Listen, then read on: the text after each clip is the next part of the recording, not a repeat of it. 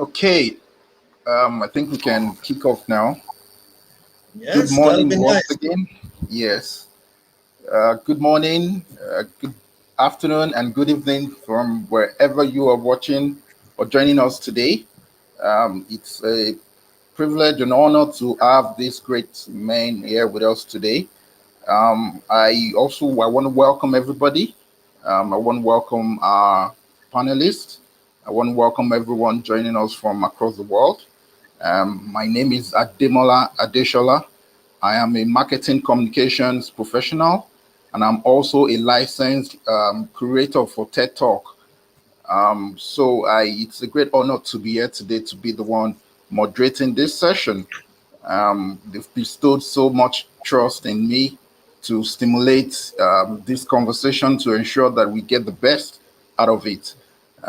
So I want to quickly recognize um, the founder of Reuben Organization, Dr. Brian Reuben, for the vision and the effort, at improving the leadership landscape in Africa. I mean, the objective of this leadership agenda summit is exactly that. And I also want to thank you, our panelists today, for investing your time with us today.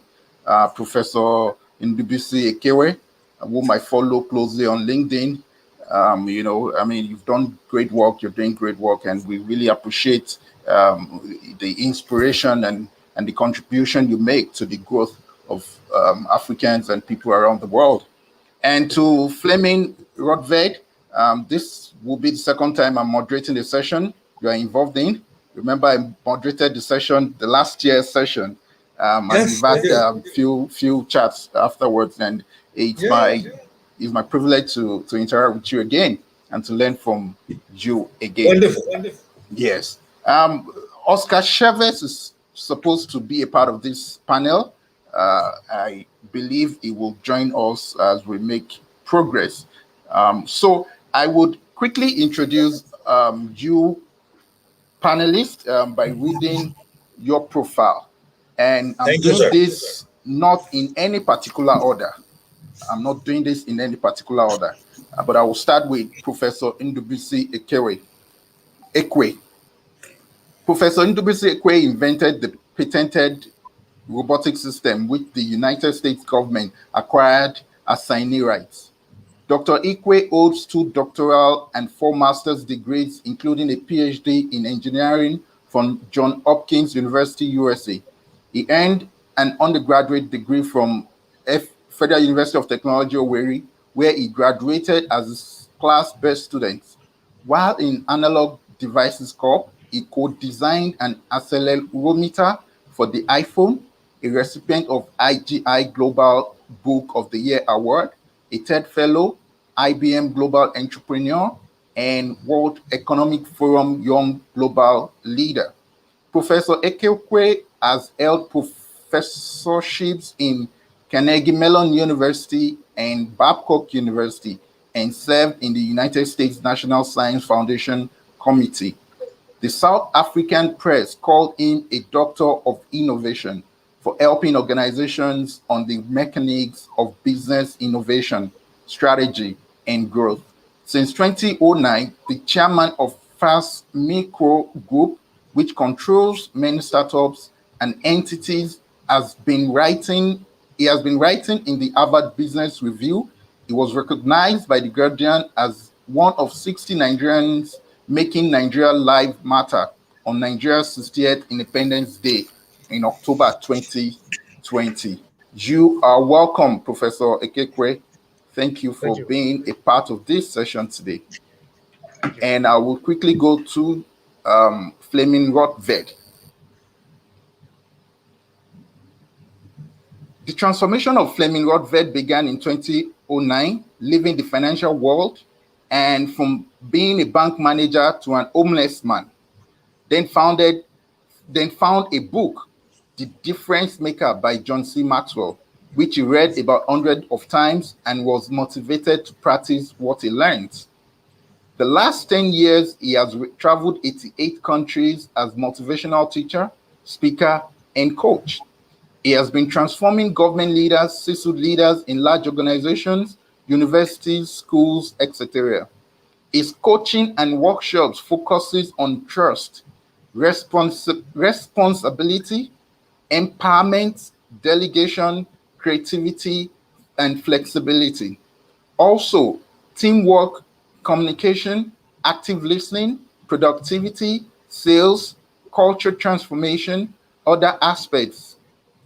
Other aspects are values, self-esteem, feelings, thoughts, action, habits, culture, and outcomes. He is the founder and chief executive officer of ESQL World, located in Abu Dhabi and Denmark. He's a John C. Maxwell certified coach, teacher, trainer, and speaker, a certified global priority solution specialist, a certified LIFO practitioner, authorized innovation provider, GINI.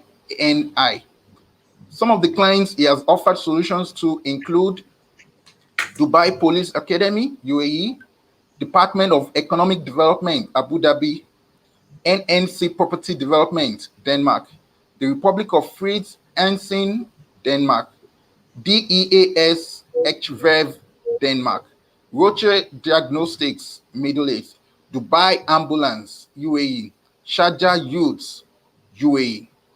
Thank you for being a part of this, Rotvend. Thank you for joining us today. And permit me to, I'll do a brief introduction as I see the topic, reimagining your business in the post-COVID world, to get us started on this journey this morning. And permit me to read it so that I can be as concise as possible. In the post-COVID world, it is imperative for every entrepreneur or business owner to reimagine and embark on a journey to derive answers that speak to relevance. There's a need to reimagine businesses, and the prerequisite to reimagining a business post-COVID is a resilient mindset that accommodates adapting uncertainty to innovate and transform. Our job at this panel this morning is to stimulate this conversation that speak to this, which is adapting to uncertainties in order to break through to something new. All right. So I'm happy to know that Oscar Chavez has just joined us, and I would, in a matter of time, recite your profile so that we can also have you, well introduced. Give me a minute, please. Thank you.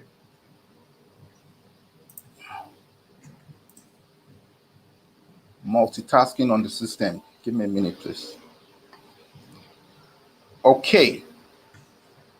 So Oscar Chavez profile reads thus. Oscar Chavez is focused on creating strategic value and helping CEOs and entrepreneurs navigate through the terrains of business growth. He is an expert in sales, marketing, branding, mindset, and growth hack. Specifically, he helps with expansion, that's selling into banks, government, enterprises, mergers and acquisitions, raising capital, and helping companies enter new territories and win bigger deals. His personal mission is to create 100 millionaires in the next 5 years so they give and grow rich through social impact initiatives to make the world better. He has been featured in various media articles and was featured in founders.com success story. So he is positive that he will be able to offer expert insights and advice to this panel. And I have no doubt whatsoever, in the caliber of panelists I'm privileged to moderate today to deliver on this topic. And I would, as usual, quickly go to you, Flemming. I'll start with you. Just like the previous time, I'm familiar with this story, but I just want you to start with the story of how you left being a bank manager to being homeless, as succinct as quick as possible.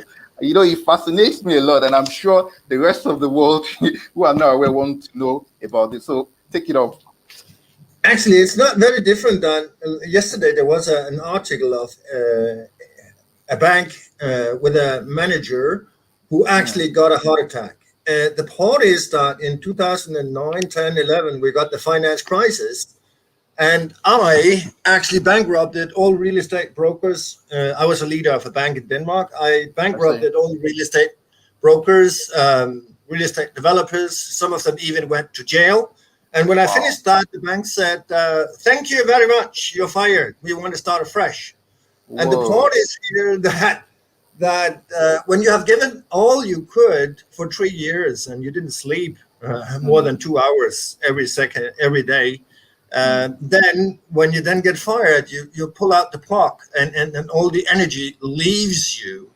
One of the things I've been working with after that is Tony Schwartz, the Energy Project, where he's focusing on do not manage your time, manage your energy. So this is where we as humans needs to be.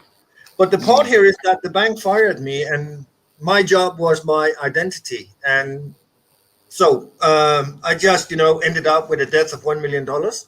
And my wife took the kids and left me. And I was actually a homeless living in the street for about 6 months until a family came by and invited me home. A fire started in the house. I got them out, and I died for about 20 minutes. So here I had an encounter with the universe, you can say. And one of the things you can say God told me was that, you put yourself above God because I actually forgive you, but you don't forgive yourself. So I was so full of guilt and shame. So you can say in 24 hours, I moved to love and hope. And standing on love and hope is totally different than standing on guilt and shame. And after that, I found a book by John Maxwell. I read it a lot of times. It was The Difference Maker, Attitude, Behavior. And I didn't understand that. But since I started traveling, I actually found out that one of the best things you can do is listening and observing and monitoring. And that's what I've been doing for the last 10 years.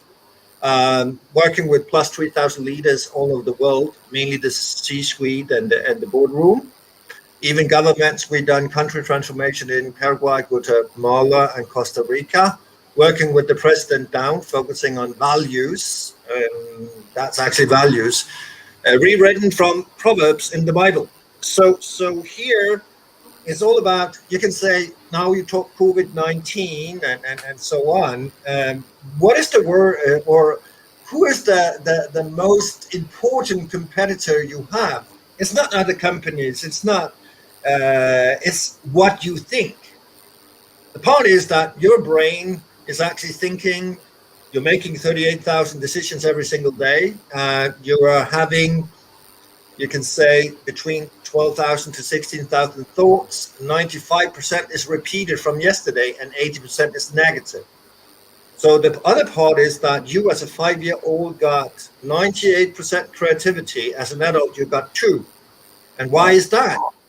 The part is here that you are conditioned limited belief, and you're brought up in the human factory called school or education. And there's only one right answer based on a record of the past. And it becomes more and more important for you to find the right answer, because your whole future depends on finding the right answer, especially when you take an MBA or a PhD at a university. If you don't find the right answer, you don't get the certification. But in the business world, we need to do, and there's many different answers. There's no right answers. Interesting. I mean, something very key that I picked out was that you had already experienced the pandemic, the lockdown, the entire world recently experienced. You had experienced that a while ago, and I'm sure the experiences you had helped you to scale through this moment and this process. Thank you so much, Flemming. And I'll quickly go a bit personal to experiences that we've had in this COVID era. And I'll start with you, Professor Ekekwe. Personally, how did it happen? How did it go with you through the period of lockdown and through the period of seeming unproductiveness and all of that fear and chaos that the world came into at the beginning of the pandemic. Over to you, Professor. Yeah, so thank you so much, moderator. Okay, it's like I'm having an echo here. Sorry. But we can hear you. We can hear you. Okay. I can hear you. So specifically for me, actually, it was a very great moment in the sense, I mean, not health-wise. In January last year, at the university where I graduated, Johns Hopkins University, sent a note to all the Alumni Association members that we should expect a massive dislocation in the world. Wow. And that massive dislocation in the world has the propensity that it can actually shut down the world for months. So I was in an airport lounge in Abuja, Nigeria, flying back to the United States. I just told my wife that if everyone is going to be locked down, what business can I actually start? Because what we have been doing has nothing to do with people staying at home all the time. You know what? We launch actually a product. And by the time I flew into United States, right at the airport there, I coded, we'll call it a Kida Mini MD. I coded it, launched it. 256 people had paid. So during the lockdown, I think today we will graduate more students than any university in Africa today. Wow. And we have students from 36 countries. We have people from KPMG, Microsoft, Amazon teaching, 140 faculty from the top companies. Without COVID-19, that opportunity would not have been possible. So I think the key thing here is for us to understand that we need a strong market antenna to understand how we can interpret events in markets. And then when we interpret those events, we ask ourselves, through the awareness, how do we go to capture opportunities? So for us who have been very busy, and today we are running the 4th edition of this program, without COVID-19, the market would not have made it possible for us to go into. So that was the way we spent it. And we have created a massive level of value in that process. Amazing. That's quite inspiring. I mean, I follow you on LinkedIn, like I said. I mean, I follow you closely, like bumper to bumper, you know, and I'm aware of these great, wonderful things that you're doing. And maybe after now, I'm hoping you would offer me a scholarship into Tekedia, and I would gladly embrace it. Okay, but we'll talk about that. Yeah. No so I'll quickly go to you, Oscar Chavez, and I want to ask the same question. I know experiences are different, but in a way you would find a very similar principle that people can take away with. And I want to ask you, when the chaos started, how did you personally, manage through it? What were the key things you learned, and what were the key steps you took? Yeah, that's a great question. The first thing that I saw was that the virus had spread in multiple locations all around the world. And so the first thing I did was research the meaning of pandemic, because the word pandemic hadn't really come out yet. And so the first thing I did was started to understand, well, is this an actual pandemic? And by all intents and purposes, it was a pandemic, even though the media hadn't started calling it a pandemic yet. So I knew that we were in for something very serious. And so, you know what, to be honest with you, the reality is that I realized that my external environment does not control or predict what's happening in my internal environment and what's going to happen in my world. Sometimes business owners can think that if the economy is going down, that their business also has to go down because that's the conditions of the market. But our business is not in direct proportion to the conditions of the market. Our business is in direct proportion to our belief system and what we have going on inside of us. So the first thing I did was really identify what it is that I want to be doing. I noticed straight away that people were stopping meetings. A lot of my time is spent within very large banks, very large enterprises.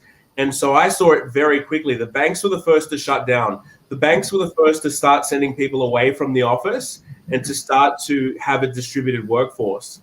And so what does that mean? It means that there's incredible opportunity because people are leveraging technology more than they've ever leveraged technology in the history of the world. And so what does that mean? It means that certain industries, certain sectors start booming. The way the economy, what people don't understand is that the economy is like a wave. If certain parts of the economy are starting to go up, it means that certain parts of the economy go down. It's not possible for the entire economy to collapse because the circulation of wealth will always happen. It just depends where the wealth is being circulated. So in the times of economic crisis or in any other crisis that we will ever experience in the history of humanity, we need to realize that the recession in the environment doesn't have to be our personal recession. If the world is starting to lose money, starting to lose finances, it does not mean that we have to start losing finances. It only means that our strategy needs to change. And so with that perspective, I absolutely changed my strategy. And I can tell you that I've never earned so much money as during the financial crisis, because I have a fundamental belief that during these situations, the richer get richer and the poorer get poorer, which is incredibly unfortunate. It is incredibly unfortunate. Yeah. But what does that mean? It means that you have to play the game of wealth so that you can have more, so that you can give more. Because the reality is the more wealth that we attract, the more we can give to others, the more we can uplift and uphold others, the more we can provide incredible employment for people that are hungry for jobs that give them purpose. And so all we did, to be honest with you, is we just started scaling our business. We changed our strategy. We went all digital, and it tripled what we were doing in the previous year, which is absolutely phenomenal. So we just, to be honest with you, we just got head down, and we just began to work. That's what we did. We developed an incredible work ethic, and we set goals. We measured our goals. We executed, and we measured our progress against those goals, and therefore we were able to scale. Amazing. Thanks for that. I will quickly come back to Professor Ekekwe now. I've heard Oscar and Flemming mention belief system and this kind of concept. I mean, in the world we are in, there's so much about you getting things done by effort, and I mean, especially in the business world.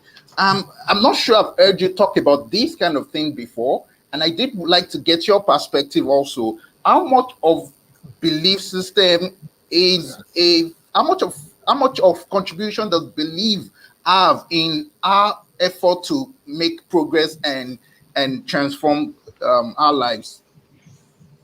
Okay, of course, when you're talking about belief system, there are so many names you can look at it. There is a belief system of faith. This person is somebody who believes in his relationship with his creator, which is God.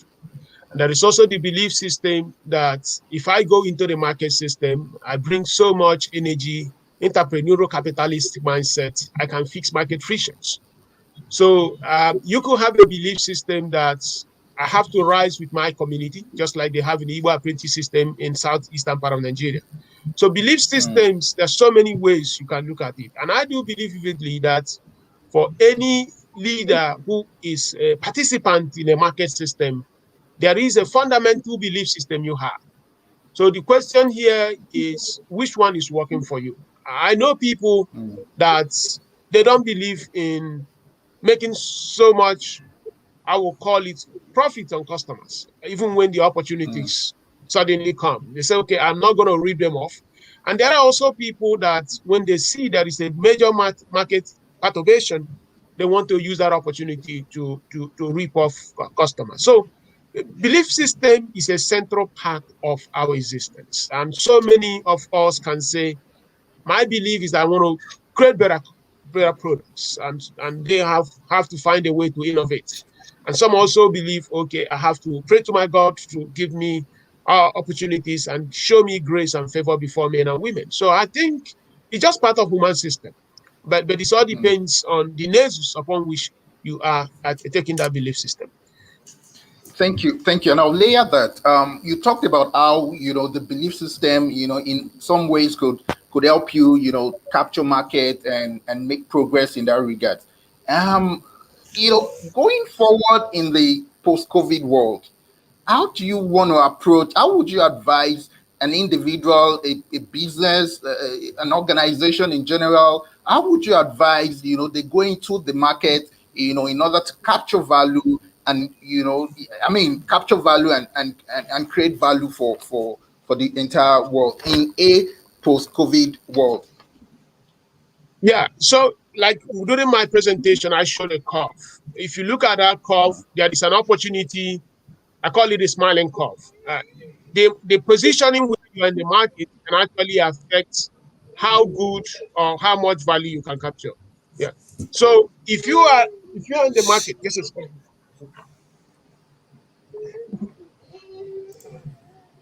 If you're in the markets and you are at the center of the curve, you can actually do all the work, and at the end of the day, you don't capture any value. And that is what is happening in so many of the traditional banks. And also, if you are at the edges of the curve, you don't necessarily have to do a lot of work, and you can capture so many of the value. So what Do you want us companies to have give to you do? some time, sir? Yeah, I think Would sorry you? about that. Okay. No, it's It's fine. very It's fine. early I'll here. come back to you so It's that very you early understand. here. Mm. Yeah, it's one of those things we've experienced now, regarding the virtual working system. So we'll come back to you, Professor. So Fleming, please. Yeah. This idea of energy you talk about. Yeah. How relevant is that concept to the belief system that we are talking about, and how do you advise we apply this in a post-COVID world, a world that is just recovering from chaos and uncertainty? As I said before, your worst competitor is what you think when we are focusing on the COVID-19. So I would rather say, what do we need to do? What is a future fit organization with their community of employees, customers, partners, academia, and governments? What is the values?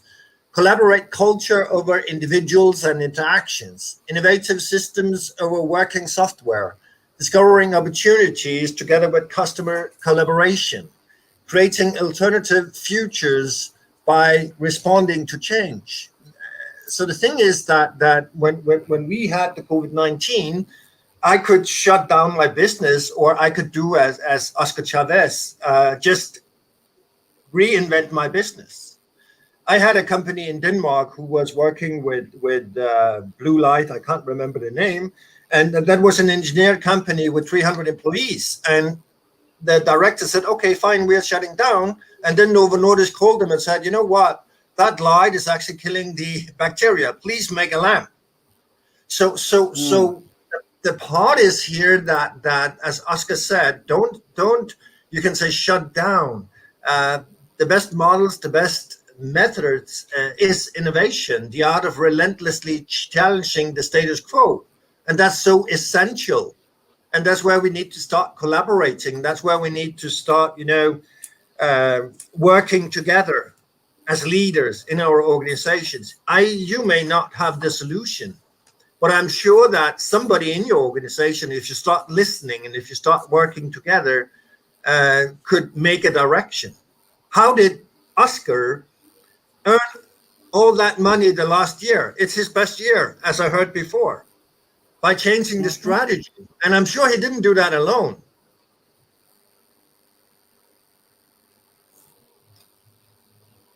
So we can freeze or we can focus. So we can stop, pause, think about what we're thinking about, and start focusing. I have companies working with payment solution. It's been their best year ever. And in 6 months, they did what what took them the last 10 years. Everybody needed the payment solution. So what can we do? It's about being creative. We've been working with Dubai Customs in the Genie Global Innovation Institute, and we actually saved them 280 million by global or by accreditation and endorsements. So stop, pause, and think about when you're thinking about, and focus instead of being busy climbing the wrong Mount Everest. which many people are. Or what can we do? We need to fire people. We need to reduce cost. We're cutting away training, coaching, everything. We're firing our employees. Otherwise, we can't survive. That's not the right solution. Interesting. Interesting. I like the idea of saving money. You talked about saving money, and I was in a forum early on when things started opening up here in Nigeria, and there was an event that the president for ICANN is the Association for Accounting Professionals, and the president who came in while the pandemic was on, while the lockdown was on, was when she came into office, and she talked about how, that if there was no lockdown, she would have spent, more than half of her time during the presidency, during her tenure, traveling around the world. She would have spent money. She would have, wasted more time and get less things done. But she testified that now she was able to get a lot more things done, saved money, and saved the stress, going around the world. And I also want you to speak to that. How much of that do you think in the post-COVID world, how much of that will we begin to see, and the importance of that to the economy of the world? And the part is here that a lot of companies are saving a lot of money because they're not traveling. You see, the other part is that you could have done that 10 years ago. You could have done virtual sessions 10 years ago. You could have done virtual meetings 10 years ago. But humans are pattern-seeking individuals or beings, so they don't want to do that. But there's not a lot of new developments. We just started using something that's actually been in the marketplace for the last 10 years. Of course, that has been improved, but none of us wanted to use virtual sessions. Now we have a session here. You're probably sitting in Nigeria. I don't know where Oscar is, and I don't know where Dr. is, but we are having a virtual conference, and we actually have people looking at that. That could have been done 10 years ago, but we don't want to do that. We don't want what is not in harmony with our comfort zone. What is not, we are rejecting immediately. But of course, there has been, we have seen companies in Denmark, we have seen companies in Dubai who saved a lot of travel costs. We have even seen real estate developers here in Dubai who had a 3-hour session handing over a building, and everything is monitored, everything is on video. And so if something pops up later, you just go back to that 3 hours video. That would have taken them 3 days in the physical world, and there would be no videos. Interesting. Yeah, it is interesting. Yeah, but the thing is, that everything goes very fast, and by going very fast, we need to, in our business, to be, you can say, to be aware of conscious quality thinking. We need to have focus. We need to develop constantly, as I said before, relentlessly. Relentlessly go against the status quo. Challenge the status quo. That's how every single day I'm challenging the status quo. How can I improve? How can I get better? How can I change my business? How can I change my everything? Fantastic. Thank you so much. I mean, I'll come to Chavez now real quick. And the question I want to ask, stems from some of the points we've raised so far. And, Flemming talked about this. And he talked about, that a lot of us, we reject what is out of our comfort zone.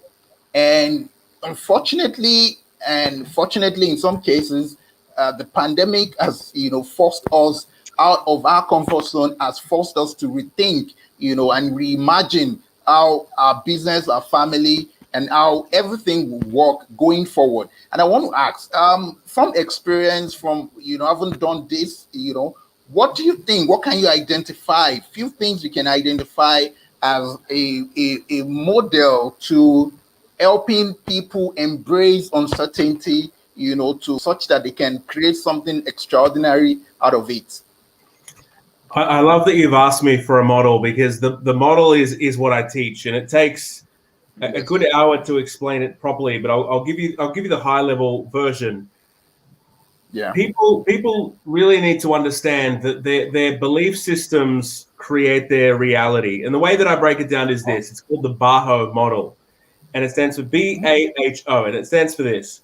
Our beliefs determine our actions. And our actions determine our habits. And our habits determine our outcomes. And so if we want to see anything, if we want to look at anything in our lives, we can analyze the outcomes that we've achieved based on the belief systems, if we work backwards, that we've employed. So, for instance, there's a belief system, like Flemming was saying, times of economic crisis, let's go fire everyone, let's go cut down costs. So if you believe in your mind that the way to save your business is to let go of people and to cut down costs, then the results that you're going to get in your business, or the outcomes, you're gonna have actions where you start to have one-on-ones with people, figure out who you're going to fire. That's going to create habits in the business, which will eventually mean that you're firing a great deal of your employees. The other way to think of it, and Robert Kiyosaki says this all the time, and I actually studied with Robert Kiyosaki and have a wealth mentor certificate from Rich Dad's sister company. But it's this fundamental that rich people don't ever say, I can't afford it. They say, how can I afford it? And so it's that fundamental shift of belief system which helps us identify and build better strategies. So instead of saying, oh, I can't afford this anymore, you go into productive mode, you tap into your creativity, you tap into your belief system, and you start to say, how can I put myself in a situation where I believe for a better outcome? How can I stop all of my limiting beliefs? How can I open up my own sphere of understanding? And how can I create a way? And if we can do that effectively, then we can get the right outcome. I taught the BAHO model to an FBI negotiator. He's a professor of psychology. He has been all around the world speaking. Dr. Mark Goldstein. He's a very influential leader in the world. He's written many books. And I taught him about the BAHO method, and he said, you know what, Oscar, you changed my life. And here's the reason why. Every morning when I woke up, I felt to myself that when I get up, I'm not a morning person. First of all, that's the first belief. I'm not a morning person because I'm just going to feel like a beach whale when I get up. That's what he felt. That was his belief. So when I told him about the BAHO method, he thought, you know what, I'm going to change that belief. And I'm going to think to myself, when I get up in the morning, I'm going to get vertical. I'm going to feel good about myself. I'm going to have energy. I'm going to get in the shower. I'm going to feel refreshed, and I'm going to be productive. He changed his belief. And the next morning he was able to get up with no hesitation at all. It changed his whole perspective on life, helped him get up in the morning, get super productive. Now I'm talking about a guy here, Dr. Mark Goldstein, who is at the top of his game. There are not many people on the entire planet who perform at a high level like Dr. Mark Goldstein. And applying this very simple method, the BAHO method, he was able to get a substantial change in his life. And it's not reserved for the elite. It's not reserved for the wealthy. It's not anyone in the whole world can do this. They can change their belief system. So if they're thinking to themselves, I come from a poor country, or I come from a poor town, or I will never amount to anything, or I'm not good enough, or I have a bad memory, or I'm bad at technology, or whatever these beliefs that people have, if they realize that they can stop those limiting beliefs, change their belief systems, and they can absolutely have new outcomes if they're willing to go through the process of implementing the action and sustaining the action so that it turns into a habit, and that habit then turns into an outcome. Because it's not like I can just think a thought today and the next minute I get the outcome. No, we have to wait for time to take its course. We have to go through the universe as multi-dimensional beings through to the next time plane, and we have to let that time play out. But if we have that belief system all the way through, we can get the right outcomes. And the final thing I'll say on the model is that our behavior shows us what our belief systems are. We can test our belief systems based on our behavior. So if I say that that I believe my life can transform if I get up early in the morning, and I get up every morning and I'm faithful to myself that I'm going to get up in the morning and I'm going to do what I say I'm going to do, then I truly believe it with all my heart. But if I say on one hand that I'm going to do all that stuff and I don't, then I don't truly believe it. And so it means we have work to do so that we can get the outcomes we want in life. Fantastic. Thank you so very much with that nugget. And I'll come back to you, Professor. Are you back? No, he's still black screen. Hello, Professor. Yeah. Oh, okay. It's not back yet.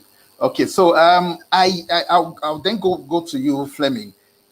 So we talk about this post-COVID era. Okay, Professor, are you back? Yes, I'm here. I think it's network. Okay, Yeah. thank you. All right, good. So I wanted to ask you, what do you think? I mean, many businesses using African businesses as a case right now. There are many businesses here that are, losing relevance. How do you advise businesses around here can evaluate, their business model? What do you think they should look out for in order to evaluate their relevance, and they can, such that they can improve relevance and they can continue to capture value? Okay, so thank you so much. I think you made a very huge point that some businesses are losing relevance. And it's not just in Africa, actually. What is happening here is that in the 21st century, as a result of digital technologies, we are going to see that the empires of the future are going to become companies that control demand. Controlling demand means having control over the users. So you have Google, Facebook, Twitter, Amazon. These are companies that have significant capacity to control a lot of users in their ecosystem. So if African companies do not have that control of demand, most of them are actually going to be in trouble. And I give a very good example here. About 20, 30 years ago, the most powerful companies in media were the publishers. I mean, the most powerful people in media were the publishers and the editors. So if they say in the Guardian in London that they don't want to run this article, and they could just decide not to run it, and people will not have an opportunity of reading about that particular article. But today, demand has become important, not supply, because supply is unbounded and unconstrained. There are so many ways people can get a piece of news to the people that needed them. You can go through Twitter, you can go to Facebook, you can go to LinkedIn, you can go to your blog.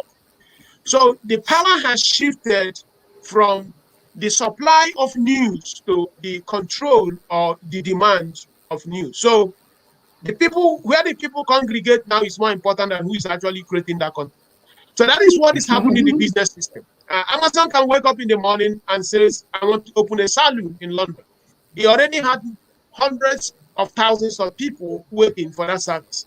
Facebook can open up in the morning and say, I want to offer a fintech solution.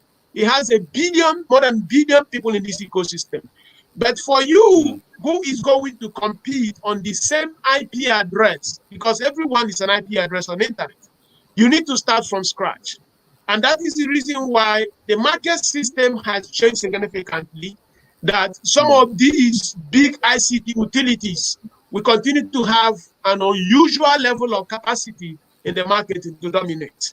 But yet, it doesn't mean that everything is hopeless. What I always tell entities is, acknowledge the fact that there is an asymmetric comparison, but then find a way where you can find opportunity within that ecosystem. So I'm not necessarily going to expect any company in Africa to become another competitor to Facebook or become a competitor to Twitter. But I possibly will expect a company in Africa to see how it can also capture its own value within that Facebook operating system. And as we see it that way, it does mean that even on that Facebook, even on that Twitter, somebody can use it as a platform to leverage and build something compelling without necessarily going ahead to compete with Facebook or compete with Twitter. So that's the way I look at it. And I think that is also the reason why in the European Union, there is this issue of they always coming up with these regulations. But I'll say this, if you look at the top leading technology companies in the last 50 years, how many of them have actually come from the European Union? How many of them have come from Europe? So if you check clearly, you see that these entities are dominated by American companies and, to a large extent, also Chinese companies. So Europe has not necessarily participated at a huge level. And if you look at it, we also see that the regulations, the rules can also influence the ability of these European companies to actually grow. And in Africa, the case is different. It could be our innovation capacity. We do not necessarily have the resources as well as the entrepreneurial landscape for us to launch these products and make them category kings in the world. But it doesn't mean that you can't participate. Just find a space where you can actually find an opportunity and you can build along on that space. Thank you. Interesting. And I'll quickly layer that. And I want you to speak to this fact. To this point of view. In my observation, I realized that at the growth of social media, what it presented to us, even long before the lockdown and the pandemic, what social media presented to us was a situation where you can actually wait for supplies to come to you. And I used to say, I call it that, don't go there era. Don't go there, meaning that you don't have to reach out. You don't have to go to any place to get anything bought. You can just stay where you are. And that process, and that technology, if I may use the word technology, but what I'm really saying is that, the social media era, and it makes it available and makes it possible that you don't have to go anywhere. How lucky do you think we were? Haven't had that technology running or social media available. How lucky do you think we were, when the pandemic happened such that we were all forced to be locked down? If you get the question I'm asking.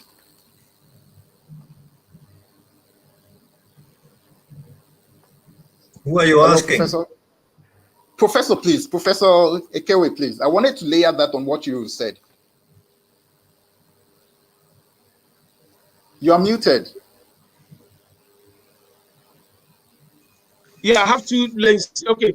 So the question you're asking here is how lucky are we exactly to use social media and digital technologies even during this lockdown, correct? Yes.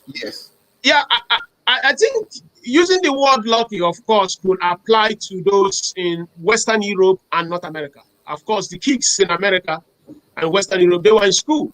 But if you look at Latin America, most part of Africa, most of them could not continue because digital technologies were not still very, very available to a huge population of these students. So this being lucky, I think, is geographically related. So, but let's assume that we are lucky in the United States to have digital technologies. It's actually a liberation to a large extent. You just realize, just like my fellow panelists have noted here, there were things that out of norms, we think they were really very, very absolute, that we have just realized those things are not absolute. So today, I can be involved in many conferences in Japan, conferences in London, and giving speeches in universities without necessarily leaving the house. But before, people would say, we want you to be in person. So most things have changed. But the fact remains that the ability to capture value within this new order is exceedingly asymmetric. The hospitals were doing most of the work. Most of them were struggling, but the cloud computing companies that were powering the capacity for these hospitals to serve through telemedicine were actually making most of the money.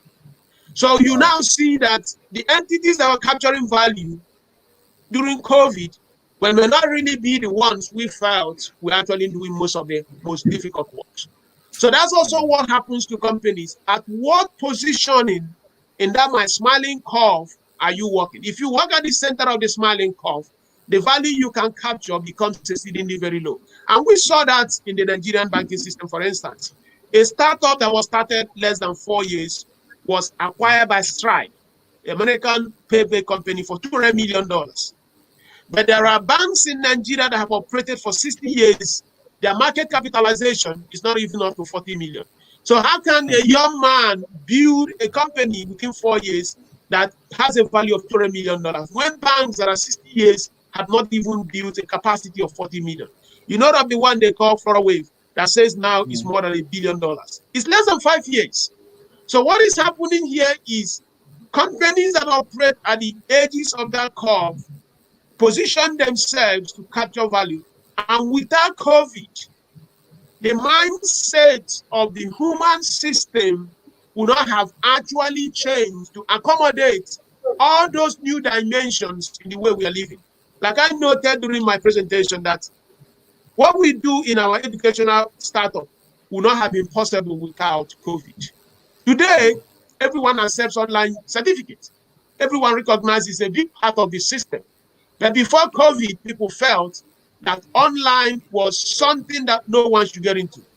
So this is an opportunity during the post-COVID world for companies and leaders of market systems to continue to tap into and see how they can accelerate bringing that efficiency in the utilization of factors of production so that they can build leverageable factors that can compound using the brilliant architecture of digital systems so that they can serve many customers digitally across markets. Thank you. Thank you so very much, Professor. And I'll come to you now, Flemming. I mean, Professor highlighted some key things, and he talked about how, you know, it's an opportunity for us, you know, the digital technology that we have today. And I use myself as a case. For example, I've become, you know, very used to the remote work system, and I don't even want it to stop. I'm enjoying it so much. My expenses has dropped. I don't have to fill the car every now and then. A lot of changes, and I'm loving it already. But things are beginning to open up now. Do you think that it will continue that way? Considering that we've seen what the potential in remote work and using digital technology, but in some cases, some people may still be, you know, longing for the brick and mortar work model and all of that. What do you think? Do you think we can continue with remote work in the world? And I would also like your perspective on to be more, you know, precise and related to Africa. No, I don't think remote work will continue. For some people, it's great, it's good. For other people, it's awful. It's totally stressful. People will already now working from 8 o'clock in the morning to 1 o'clock in the night time because they can't leave their work. Wow. They are obligated, some of them, and others of them are, you can say, steady according to the desk. Or excellence people, and they can't say no. So every time you put something on the table, then they'll work. So I don't think it will. And the other part is that innovation is not something that's happening by a single individual. It's a group brainstorming, innovation, and stuff like that. So there you need the relationships and so on. And if you're looking at that, it will flower when people are together. And I would actually jump down back to Oscar Chavez, what he was talking about earlier, and the guy he was talking about is that, do you believe that the way you think or the thoughts have an effect in your life, Mr. Devola? Yeah. I do believe, yeah. Good. Then you can actually consciously, like Oscar talked about earlier, he talked with a guy and he consciously choose every morning to have the right thoughts. Yes. And by doing that, you create your future. And by doing that together, brainstorming and stuff like that in a company, if you are a leader, then you're together with your team and you make a crystal clear picture of the win in the organization. And I mean picture, because picture speaks 65,000 times stronger than words. So here we need to have the pictures. If you can do that with your team and you can set them up to win because they got a crystal clear picture of the win in the organization. And we're talking about reimagination. Your brain doesn't know the difference between imagined and reality. Yeah. If you can talk presumptive language with your team, as you already did it, you can focus on Roger Bannister, who broke the 1 mile record. And after he did that, it took 3, 4, 5 people, 1 month later, they did it too. So the thing is here that if you as the team create a crystal clear picture, and that's why I'm saying people are coming back to the working place. People are not wanting to miss out the fun, the stories, the laugh. They may not go back for 5 days, but at least 2 to 3 days. I see. So here we as an organization, that's what I do with organizations. We've been working with 2 presidents in the US. We've been working with the FBI. We've also been working with the CIA. So what we are doing here is actually we're creating a crystal clear picture of the win in the organization. And it needs to be crystal clear. And then we start talking presumptive language as we already did it, which is changing the whole energy of the team. Like you heard Oscar talking before. This guy waking up in the morning, he was a FBI professor. Now he told his brain, and he may even start imagine that it has already happened. And by doing that, it is going to happen. Can you follow what I'm saying? Sure. You agreed in the beginning because I asked you, do you think that, or the way you think, the thoughts you have is having an effect in your life? And you said yes. If that's true, you need to wake up every morning and consciously be aware of your thoughts, because then you can start creating your future. And you wouldn't miss that opportunity, would you? No. No, but how come you don't do it?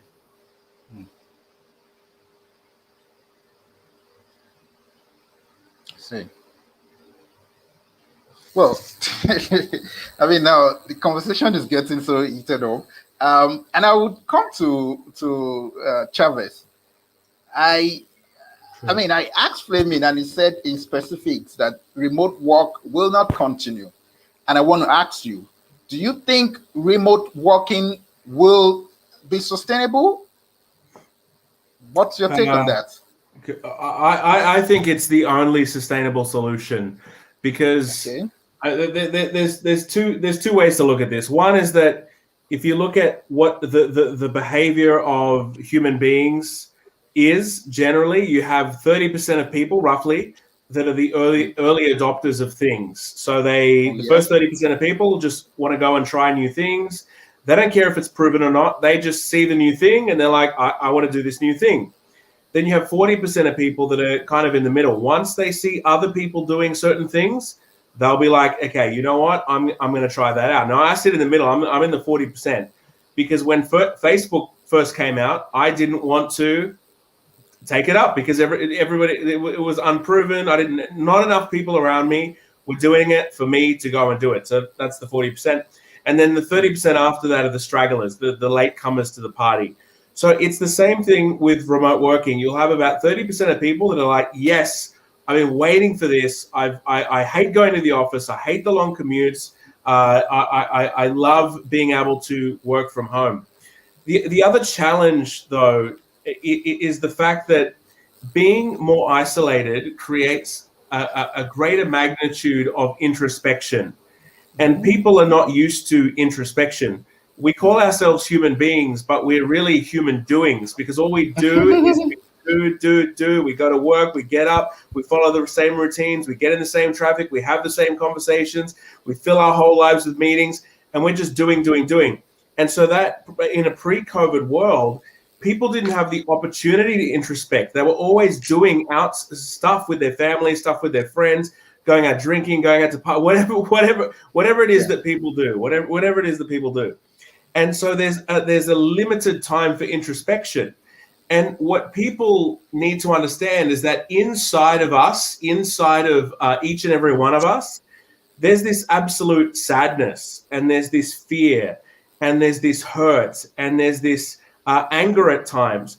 We're human. We have these emotions within us. We have the jealousy. We have the disgust. And this is what Carl Jung refers to as the dark side of us, right? And so people, when they're forced to work from home, the people that hate working from home are the people that just are not comfortable with introspection. Because when they start introspecting, they start to think about their childhood, their past traumas, the parts that they've been hurt in their lives, why aren't they good enough? And all of this darkness starts to consume us as human beings. And so people really need to get used to having an honest conversation with themselves and checking in and finding out if they're happy or not happy and what they can do to actually improve their lives. They need to understand where in their lives they need to be saying things that they're not saying. So finding places in life where they need to start speaking their truth. Because in Flemming's example, I love this story. I love your story, Flemming, about banking executive, long hours, and a similar domain that I work in as well, banking. And there's just no time for introspection because it's hustle, hustle, hustle, grind, get stuff done, because you're constantly under fear that something's going to go wrong. There's going to be a restructure. You're going to lose your job, the amount of income that you've gotten, and now you're highly leveraged and you've got more debt than normal. Maybe you've bought a nice car. Maybe you've got yourself a nice mortgage and you're up to the eyeballs in debt. That's what happens to people.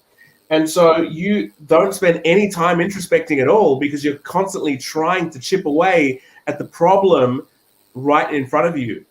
But the real problem lays right behind all of that, and it's our relationship with ourselves.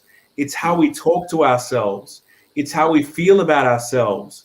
It's about our underlying drives and motivations. I'll give you a quick example. I went to South Africa to speak in front of about 2,000 entrepreneurs.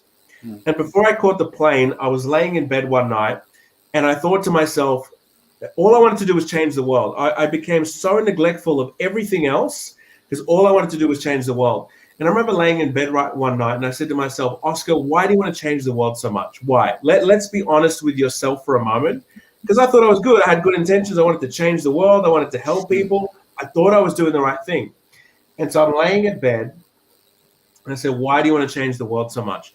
And the answer that I got back was unexpected, but it was because you like power. And I thought, what is this? What is this response from? Because I'm here trying to help people. I'm like, I've booked my plane ticket. I'm going to speak. I'm doing the right thing. And the answer that I get from myself is that you like power. So I got some courage and I said to myself, why do you need power, Oscar? Why are you so driven by power?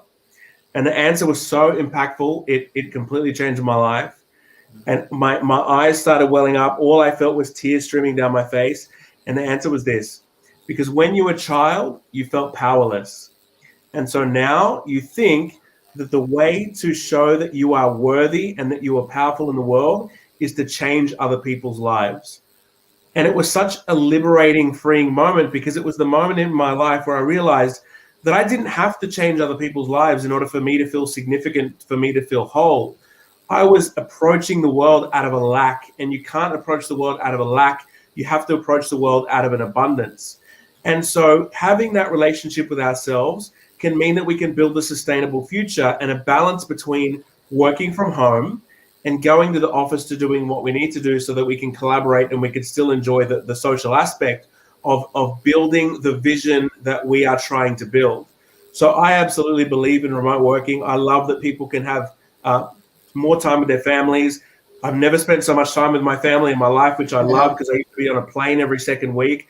I love being at home now because I have a great relationship with myself. But the only way we can truly enjoy the world as it stands today is to build a beautiful, honest, open, and healthy relationship with ourselves.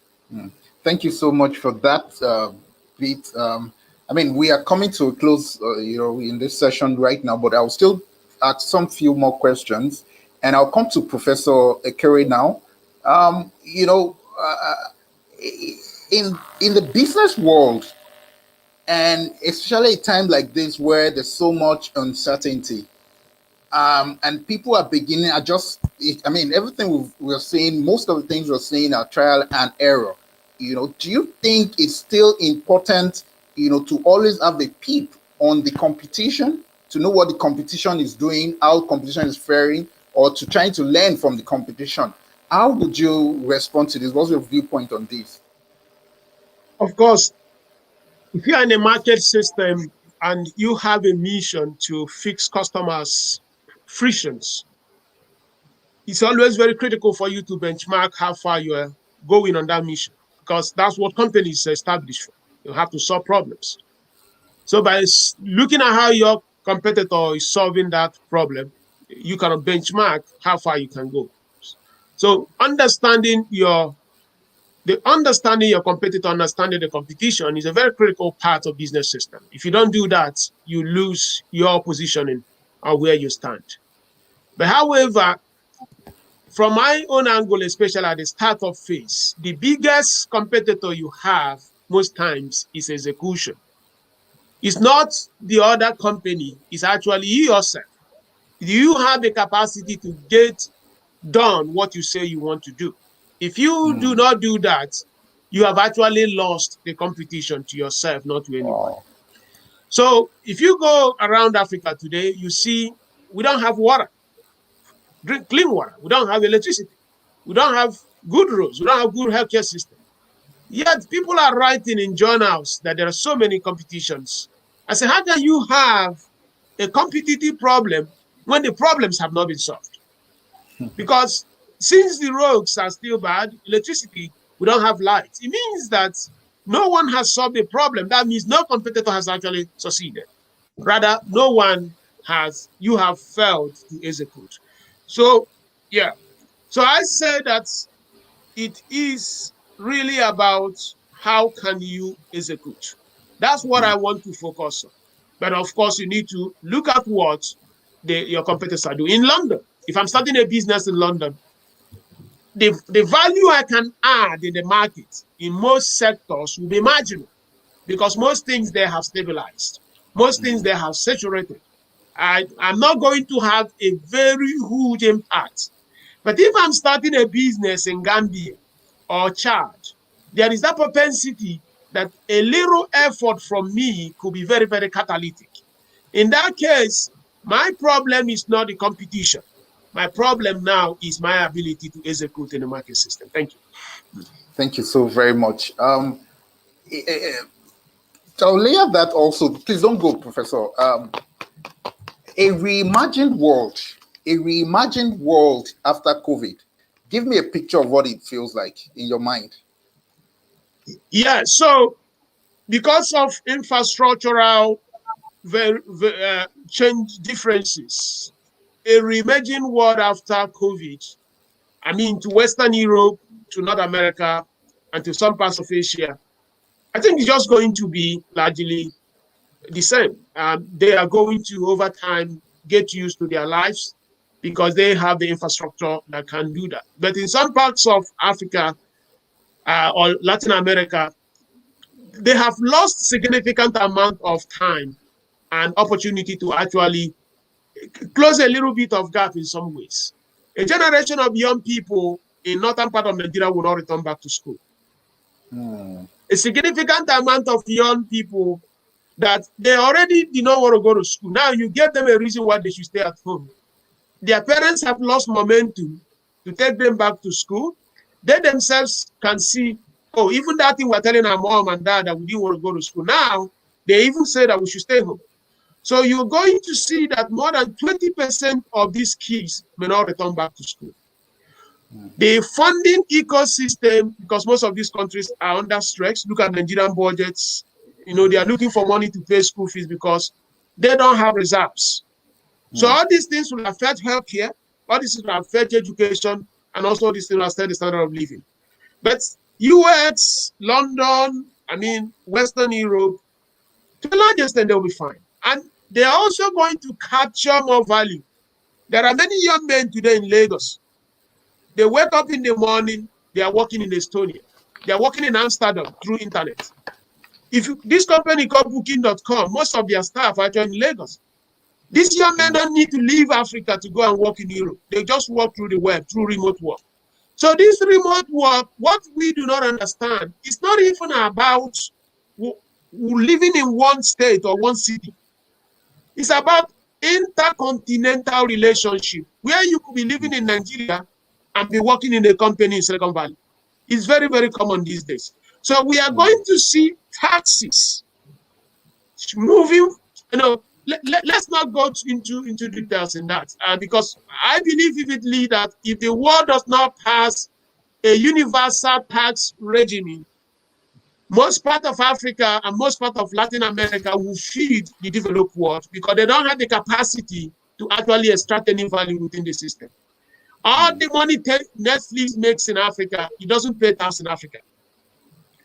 And no company in Africa can actually compete in that system. So it is a world that will be a little bit asymmetric in an ability to capture value. Thank you. Wow, fantastic. Flemming, a reimagined world after post-COVID, what will it look like from your perspective? And please, Chavez, get ready. I'm asking the same question. Real fast, is that life is infinite. It's all up to you and your choices. Like Chavez, Oscar said before, he got the time to pause, think about what he's thinking about, and then start focusing and change his outcome. You can do the same in Nigeria. You can do the same in South Africa. You can do it the same wherever you are. The whole world is open to you. It's virtual. Like me sitting in the streets in 2010 with a debt of $1 million, which is today paid back, and transforming plus 3,000 liters life. Life is infinite. It's all about you and your choices. As I said before, if you think the way you think has an effect on your life, then you need to start changing the way you think if you want to change the outcome of your life.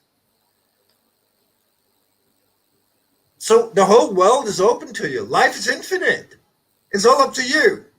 The other part is that if you see your brain as the chemist and you take positive things and put it into your brain, positive pictures, thinking positive thoughts, then you will release vasopressin, dopamine, endorphins. You will energize your body.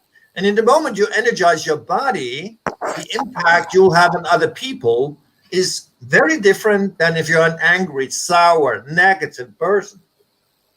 Is that right? That's correct. If you're laughing, embracing, and so on, interacting with other people, do they want to interact with you? No. Mr. Demola? No, not at all. Or if you're angry, negative, then you're actually just rejecting people. So your brain is the chemist. You bring positivity into your brain, and as I said before, your brain doesn't know the difference between imagination and reality. In the moment you start doing that, you start energizing your body. You start releasing biochemicals, electric signals in your body. And that's a totally different energy, vibration you'll give to your surroundings. So for me, COVID-19 has been a blessing. It's opened the whole world for me. I can even copy myself by doing e-learning and doing, you can say, programs on my website. Okay. That's great. That's great. That's great. That's great. Thank you, sir. Yeah. All right. Briefly, Oscar, Chavez, can you just let's have your view on this? Yeah, I think that we need to understand that life works in cycles. I can't stand out the front of my house and say, I believe that there's not going to be any more rain because I don't like rain. I can't do that. The rain's always going to come. So what is going to happen? What is a fundamental after this pandemic is that the divide between the rich and the poor will increase. But what that does produce is an opportunity for entrepreneurship to take to play a much bigger part in the world. As the professor said earlier, that the business is based on solving problems for people. So if people go and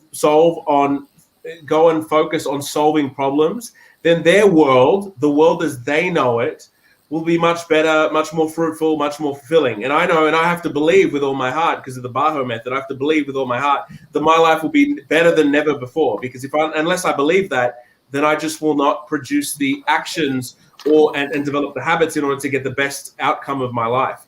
So it's really important for people to understand that hard times will always come. Hard times just help develop us. Hard times develop muscles. It's like going into a gym and lifting some weights We're going to experience some pain. We don't like it so much, but it's good for our bodies. We need to understand that the world will be better than ever before. I believe that human beings, whatever's driving us inside, that spirit inside of all of us, is going to continue to push forward, and we're going to continue to advance, and we're going to continue to get better. But every once in a while, there's going to be a cycle of decline. There's going to be a cycle of going backwards or a cycle of standing still. And right now, we're just starting to emerge after a cycle of standing still. It was one of the longest cycles of standing still that the world has ever seen. But we're now starting to emerge, and we're going to emerge different. We're going to emerge much more innovative.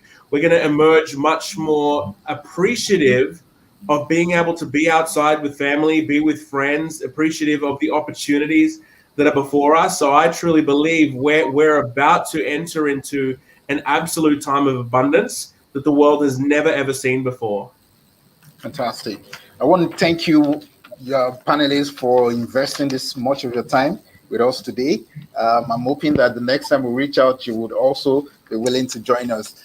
Thank you so very much, Professor Ndubuisi. Thank you, Oscar Chavez. Thank you, Flemming Rotvend.